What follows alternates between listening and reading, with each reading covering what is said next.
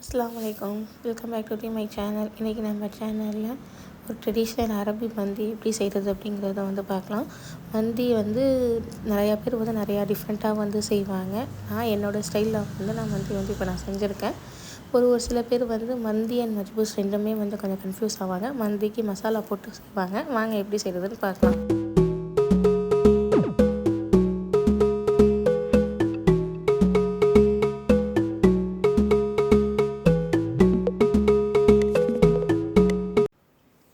இப்போ ஃபஸ்ட்டு மந்திக்கு நம்ம மசாலா ப்ரிப்பேர் பண்ணணும். ஆனால் மஜ்பூஸ்க்கு நம்ம மசாலா எதுவும் போடக்கூடாது. நம்ம சிக்கன் ஸ்டாக் மட்டும் போட்டு நம்ம செய்வோம்.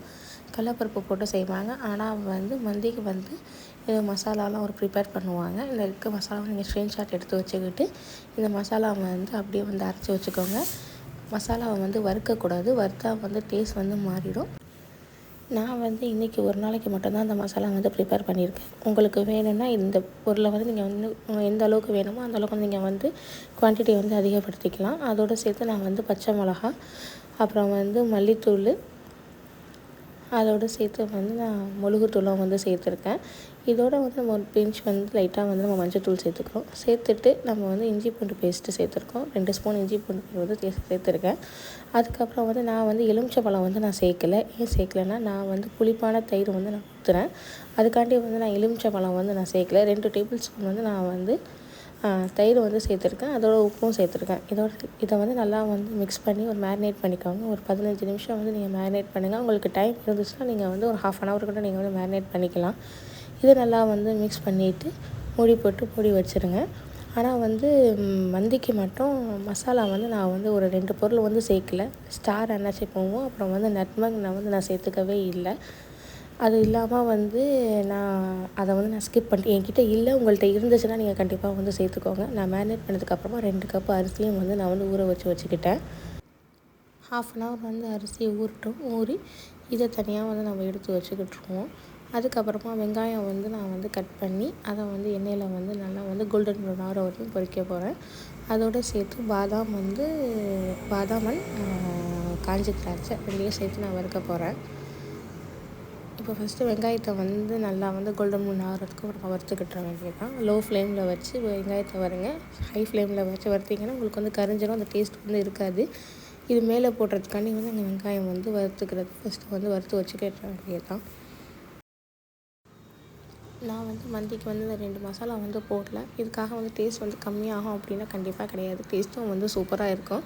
கண்டிப்பாக நீங்களும் ட்ரை பண்ணி பாருங்கள். வீட்டில் இருக்கிற மசாலாவை வச்சு எப்படி சூப்பராக மந்தி செய்யலாம் அப்படிங்கிறத நீங்களும் ட்ரை பண்ணி பாருங்கள். ஆனால் என்கிட்ட அந்த நெட்மேங்கும் ஸ்டார் அன்னாச்சும் இல்லை. உங்கள்கிட்ட எதுவும் இல்லை அப்படிங்கிறதுனால பரவாயில்ல.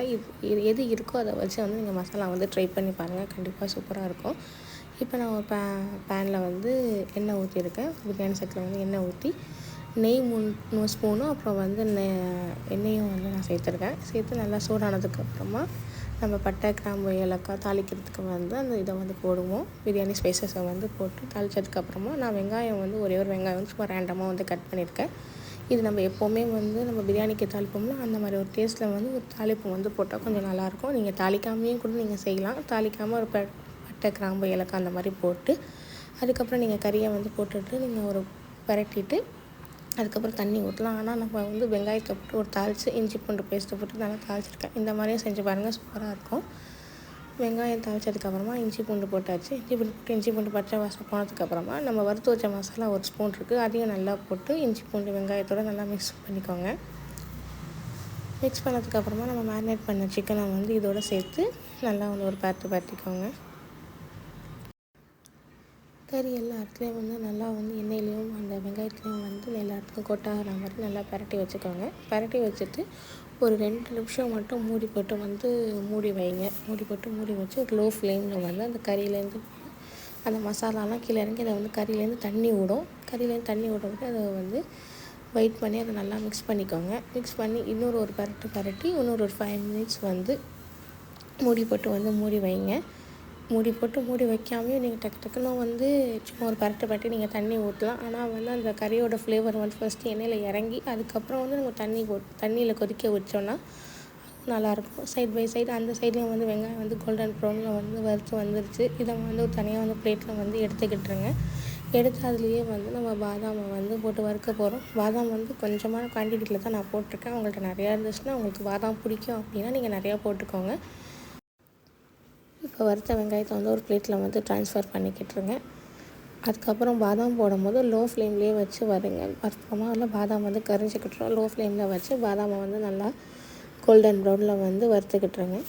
நான் வந்து ஒரு கைப்பிடி அளவுக்கு தான் நான் பாதாம் வந்து நான் போட்டிருக்கேன். உங்கள்கிட்ட இருந்துச்சுன்னா நீங்கள் கண்டிப்பாக போட்டுக்கோங்க. எங்களுக்கு அந்த பாதாமோட ஃப்ளேவர் வந்து லைட்டாக இருந்தால் போதுங்கனால நான் கொஞ்சமாக போட்டிருக்கேன். பாதாம் கோல்டன் ப்ரௌன் ஆனத்துலேயே அதுலேயே வந்து நான் வந்து காஞ்ச திராட்சை போட்டிருக்கேன். காஞ்ச திராட்சை போட்டு கொஞ்சம் லைட்டாக பொரிஞ்சதுக்கப்புறமா அடுப்பை வந்து ஆஃப் பண்ணியிருக்கேன். ஆஃப் பண்ணிவிட்டு அதுக்கப்புறம் அதையும் வந்து அதே வெங்காயம் வறுத்த பிளேட்லேயும் வந்து சேர்த்து எடுத்து வச்சுக்கிட்டுருங்க.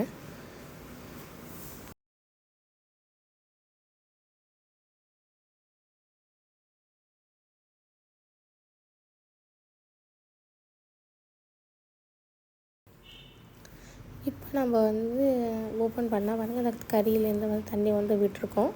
இப்போ தான் வந்து நம்ம என்ன செய்யணும், நல்லா ஒரு பரட்டு எடுத்து இப்போ வந்து தண்ணி வந்து சேர்க்க போகிறோம். நம்ம வந்து தண்ணி வந்து அளந்தே வந்து இப்படியே சேர்த்து வச்சுக்கிட்டோன்னா நல்லா கரெக்டாக இருக்கும். நான் வந்து 2 கப்பு பாஸ்மதி அரிசி எடுத்திருக்கேன். அதுக்கு வந்து நான் 5 கப் வந்து நான் தண்ணி வந்து எடுத்திருக்கேன். 5 கப் தண்ணி வந்து நான் எடுத்திருக்கேன். ஏன்னா வந்து நான் கொஞ்சம் வந்து கூட தான் வந்து தண்ணி வந்து ஆட் பண்ணியிருக்கேன். உங்களுக்கு எந்த அளவுக்கு தண்ணி வந்து தேவையோ உங்களுக்கு கரெக்டான ரேஷியோவில் நீங்கள் வந்து உங்களுக்கு அளவு வந்து எடுத்துக்கோங்க. அதோடு சேர்த்து உப்பு போட்டு நல்லா ஒரு மிக்ஸ் பண்ணிக்கிட்டுருங்க. மிக்ஸ் பண்ணி மூடி வச்சு நல்லா வந்து ஒரு 20 மினிட்ஸ் வந்து நல்லா கொதி வரணும். கறிலாம் நல்லா வந்து சாஃப்டாக வெந்திருக்கணும். வெந்ததுக்கப்புறமா அந்த கறி ஃபஸ்ட்டு ஒரு பரட்டிட்டு நம்ம அந்த கறியெல்லாம் வந்து நம்ம எடுத்துட போகிறோம். கறியை எடுத்ததுக்கப்புறம் நம்ம வந்து கறிக்கு வந்து மசாலா வந்து கொடுக்கணும். இந்த டைமிங்லேருந்து கொஞ்சம் டக்குன்னு வந்து ஒர்க் வந்து கொஞ்சம் வேகமாக வந்து பார்க்குற மாதிரி இருக்கும். ஏன்னா வந்து நம்ம அரிசி வந்து தம் ஆகிறதுக்குள்ளே நம்ம கறியை வந்து பேனில் வச்சு நம்ம வறுத்துடணும். அரிசி தம் ஆனோன்னா நம்ம இதை வந்து கறியை வந்து நம்ம வந்து தம்முக்கு வந்து நம்ம போடணும்.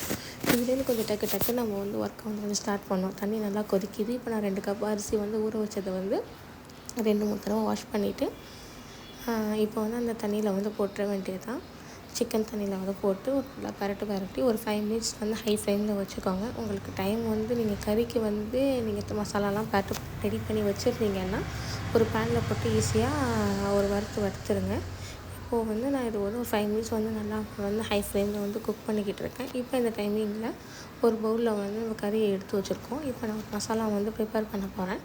இதுக்கு ஒரு மசாலா வந்து உப்பு, மிளகாத்தூள், எண்ணெய் இதை 3 தான் நான் சேர்த்துருக்கேன். ஒரு சில பேர் வந்து நம்ம நார்மலாக சிக்கனுக்கு மசாலா 65 போடுவோம்ல, அந்த மாதிரி மசாலா வந்து சேர்ப்பாங்க. நான் அந்த மாதிரி எந்த மசாலாவும் சேர்க்கல. ஆனால் இதுக்கு ஒரு மெயினே வந்து ஃபுட் கலர், அப்புறம் வந்து உப்பு, எண்ணெய் இது 3 தான் போடுவாங்க. நான் ஃபுட் கலர் சேர்க்காம அதுக்கு பதில் லைட்டாக வந்து மிளகாத்தூளை வந்து சேர்த்து இந்த மாதிரி வந்து பண்ணுறேன். இது மாதிரி பண்ணி சில பேர் வந்து டோஸ்ட் பண்ணுவாங்க. டோஸ்ட் பண்ணி எடுத்து அதுக்கப்புறம் அதை வந்து தம் போடுவாங்க. நான் டோஸ்ட்டும் பண்ணல. நார்மலாக சிக்கன் எப்படி வறுப்போமோ அந்த மாதிரி வந்து ரொம்ப எண்ணெய் இல்லாமல் லைட்டான எண்ணெயில் வந்து இதை வந்து நான் வறுக்க போகிறேன். இதே மாதிரி எல்லா மசாலாவையும் வந்து கோட் பண்ணிக்கோங்க. கொஞ்சம் சூடாக இருக்கும். நீங்கள் இந்த மாதிரி வந்து ஸ்பூனில் வந்து நீங்கள் மசாலா எடுத்து ப்ரிப்பேர் பண்ணிக்கோங்க. உங்களுக்கு மசாலாவே வேணும்னா லைட்டாக வந்து உப்பு, பவுடரை மட்டும் போட்டுக்கோங்க. அதை போட்டு நல்லா ஒரு குலுக்கிட்டிங்கன்னா கரெக்டாக வந்துடும். இப்போ வந்து லோ ஃப்ளேம், இப்போ நான் சிக்கன் வறுக்கணும் அப்படிங்கிறதுனால அது லோ ஃப்ளேமுக்கு மாற்றிட்டேன். இப்போ அதே இந்த ஃப்ளேமில் வந்து நான் சிக்கனை வந்து நான் வறுக்க போகிறேன். ஒரு பெரிய பேனில் எடுத்து நான் அந்த சிக்கன் எல்லாத்தையும் வந்து போட போகிறேன். இப்போ எண்ணெய் வந்து நல்லா வந்து சூடானதுக்கப்புறமா லைட்டாக ஒரு பரட்டு இது ஆல்ரெடி வெந்த கறி தான். ஸோ அதனால் வந்து ஒரு லைட்டாக வந்து ஒரு பரட்டு வந்து பரட்டிக்கிட்டுருங்க.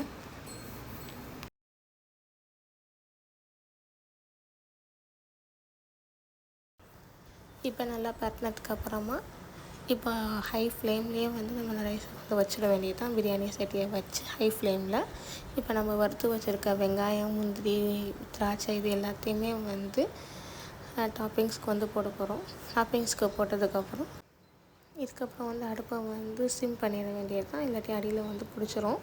இது எல்லா இடத்துக்கும் வெங்காயம், அப்புறம் பாதாம், அப்புறம் திராட்சை இது எல்லாத்தையும் நல்லா போட்டதுக்கப்புறமா நம்ம கறியை ஃபஸ்ட்டே வந்து கறி போட்டுறக்கூடாது. கறியை போட்டிங்கன்னா அதுக்கு மேலே வந்து நம்ம வறுத்தது எல்லாத்தையும் போட்டோன்னா அது கறியிலேயே அப்படியே ஒட்டிக்கிட்டுரும். இப்போ வந்து ஃபஸ்ட்டு நம்ம வெங்காயம் எல்லாத்தையும் வறுத்ததை போட்டதுக்கப்புறமா தான் நம்ம கறியை வந்து வறுத்த கறியை வந்து அதுக்கு மேலே வைக்கணும். மேலே வச்சுட்டு சிம்மில் வைக்கணும். ஒரு சில பேர் வந்து இதுக்கு வந்து இந்த ஸ்மோக்கி ஃப்ளேவர்ஸ் வந்து கொடுப்பாங்க.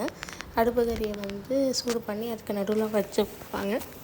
நான் இன்றைக்கி அந்த மாதிரி செய்யல. சிம்பிளாக வந்து வீட்டில் இருக்கிறத வச்சு எப்படி செய்யலாம் அப்படிங்கிறதுனால இதையும் வச்சோம். ஆனால் ஸ்மோக்கி ஃப்ளேவர் வச்சாலும் அதுவும் நல்லாயிருக்கும்.